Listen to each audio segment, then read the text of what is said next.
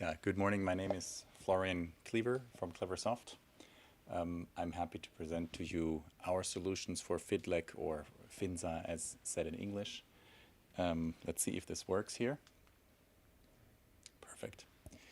I will focus in my presentation on the pre-trade documents we saw in the presentations of Investment Navigator and WealthArc, how this can be integrated into the whole process. We will focus now on the documents that are required in FIDLEG and also in the MiFID II regulations. First, I briefly want to say a few words about Cleversoft. We're a European RegTech provider, cloud-based. I think nothing else is out there in the market anymore now. We have about 300 clients in Europe, and we're focused on producing documents, regulatory documents, and marketing documents. We have been founded in 2003. We're working with Refinitiv closely since 2017 on the topic of the European PRIPS and MiFID II regulations. And what we see now with FinSA and FIDLEG is the extension of these rules into Switzerland.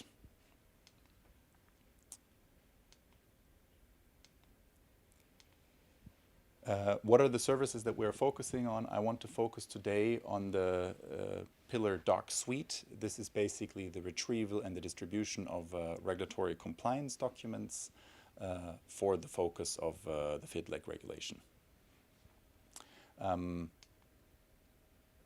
Before we dive into how we solve these problems, I want to give a brief summary of how does the regulation work in the context of the pre-trade compliance documents.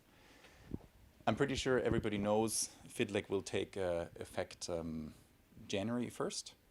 There have just been recently published some further clarifications, we can say, September 9th, where the extensions periods or transition periods have been extended further.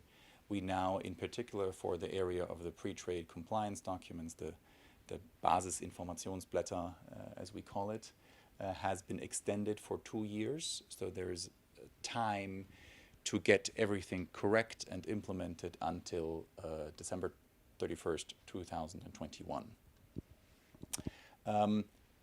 What does FIDLEG say in a nutshell? It's very similar to the European MiFID and PRIPS regulation. So it requires a summary document, a key information document where all the risks and the opportunities for the financial instruments are summarized to be handed out to the investor, generally prior to the trade. We'll look at that in a second in some more detail. And as discussed already before by my predecessors, there are requirements for suitability checks to be concluded. What is very important for us at Cleversoft is, and basically for everybody implementing this regulation, is currently the level 2 guidelines say a European PRIP document or even a German PIB document can be substituted for a Swiss FIDLEG document. This is in particularly beautiful because there is a high coverage of investment products already by European PRIPS. So it's very easy, in quotes, to get the documents for the products that you're selling or want to sell. Now, to briefly summarize what was changed in the most recent publications, key statements here is, first of all, English kids are allowed. Even though English is not an official Swiss language, an English kid is allowed to satisfy the requirements for the FIDLEG key information documents. There's a clarification in the statements that execution-only trades also have to be handled under this regulation, so you also have to provide documents for execution-only trades. As I already said, the transition period has been extended to 2 years. And what we found most interesting and also handy is the rule that the KID can be provided and it is allowed that the retail investor has to take a certain effort to actually get the document.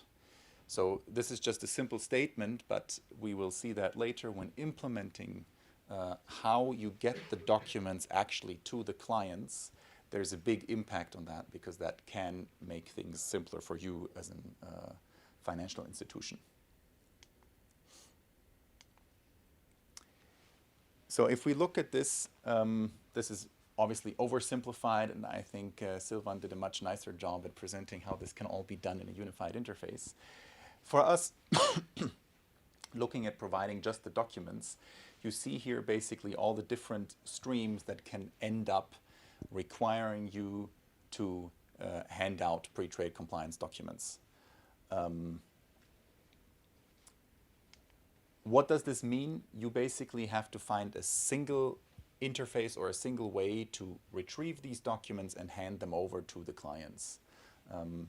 I think it's easy if you just use an integrated solution, as we saw before, but in most large institutions there is still multiple channels, as on the previous slide, that get to showing or get to where the trade is executed and where the client needs to have these documents available. Additionally, the key requirement is, regardless of through which channel you're handing out the documents, delivering them to the client, it is advisable that you archive these documents. 5 years down the road, there is some dispute about whether you handed out the correct document, whether you handed out a document at all, whether you made it available, whether it was available. If you have all these documents archived, obviously that builds up a nice big pile. Then you can easily prove that you handed out the right document and show your case. Now, this is German. I think most people here in Zurich speak German, so this shouldn't be a problem. Directly from the statement, verhältnismäßigem Aufwand. So what the regulator is saying, we don't necessarily, like in the European regulation, need to take the piece of paper and put it directly in front of the client. It is okay if the client has some effort to go to actually get the proper document. Now, we will need to see what this means, but for example, one statement that we said is, it could mean that the financial institution could just tell the client, well, go to the website of the issuer of the product, of the fund manufacturer, and download the kit from there. Would that be compliant with that statement? I'm not sure, because there's obviously many different issuers, there's different fund managers, especially some of these hide, in quotes, the documents somewhere deep down in the website. Is that still verhältnismäßiger Aufwand? We will need to see. But what it definitely means, it's not, in today's digital world, an efficient way for the client to get to the document. What does that mean? These are the integrations that we see generally happening. So we recommend integrate the retrieval directly into the tools that you're using, whether you're using an advisory tool like WealthArc, Thomson Reuters Icon, an API directly in your core banking. Integrate it directly into the solutions.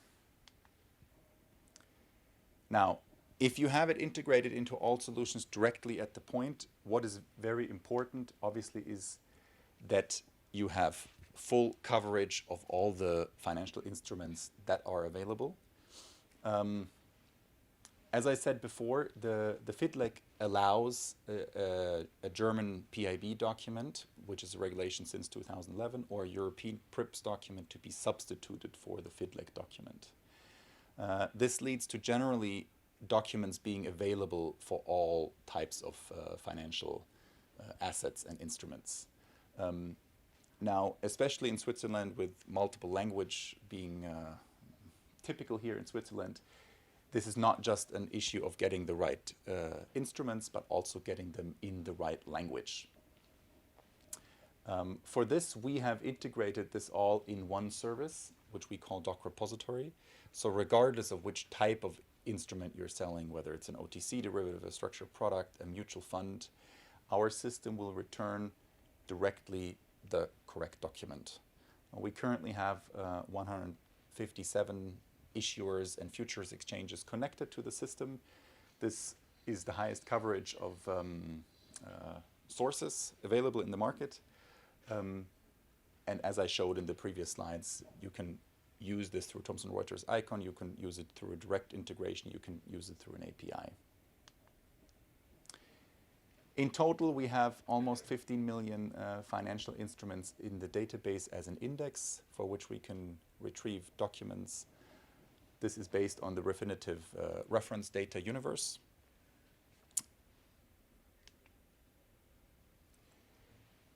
Once you found the document, there's one very important question in the context of FIDLEG. Currently, all large issuers in Switzerland, like a UBS, a Credit Suisse, and so on, are planning to not produce FIDLEG-specific documents. They just, in quotes, produce the European PRIPS documents, which are equivalent to the Swiss FIDLEG. Now, what could happen down the road, though, is that some issuers or manufacturers produce FIDLEG documents. The challenge for us and for you is, if it's a Swiss client, you need to then hand out the FIDLEG document, and only if there is no FIDLEG document available, hand out the PRIP document. If it's a European client, obviously you should hand out first the PRIP document and not the FIDLEG document. Yeah? So it becomes very important that you know which jurisdiction is your client in, under which jurisdiction do you have to hand out the document. In addition to knowing which is the right document for the right client, you also have the challenge of the language. Swiss regulation has said it's okay to hand out an English document to every client. European regulation is not that smart.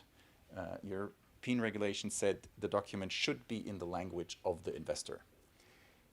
What we have implemented, in addition to the layered approach for retrieving the correct document, is that you can say, this client speaks German and English, so we first want to hand out a German document if it's available. If it's not available, then we will hand out an English document. So we get a sequence, basically, of checks for which is the right document in the right language available to be handed out for the client.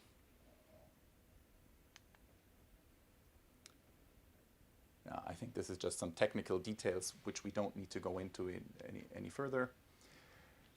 Last but not least, we have a FIDLEG implementation roadmap on Cleversoft side, where we have already launched sample products so that you can test the APIs with sample FIDLEG documents, also in the combinations that I explained: FIDLEG available, PRIP available, only FIDLEG available, only PRIP available. So you can test on your side whether it's coming out in the integrated solutions and the APIs. Yeah. Now this is not my computer, so I will skip the live demo. What we see here is the screenshots from the integration into Thomson Reuters Icon.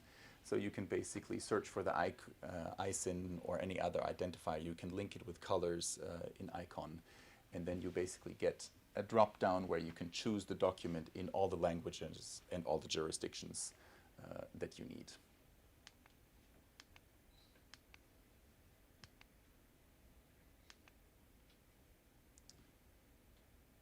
One last note on audit and controls reports.